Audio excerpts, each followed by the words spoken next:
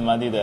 E'tibor tortadigan narsa, Xitoyda har bitta ko'chasida halol restoranlar topsa bo'ladi. O'sha Ayniqsa mana Lanzhou, Dunganlarda, lag'monlari ham har bitta ko'chada bor.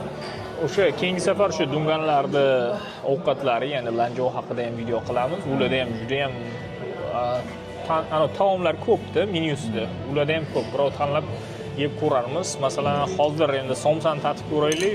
Issig'ida yeb ko'rsa boshqacha deydi-yu baribir. Bo'lmasa bittadan olasiz endi. Somsa ko'proq qattiq bo'lardi, bu lekin yumshoqroq bo'lib turibdi-da.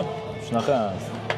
Hozir yonida tandirni ko'rdik. Menimcha o'sha tandirdan uzib olib kelishyapti-da. Shashlikni ham birdan isitib olib kelmadi, shu tayyorni pishirib olib kelyapti.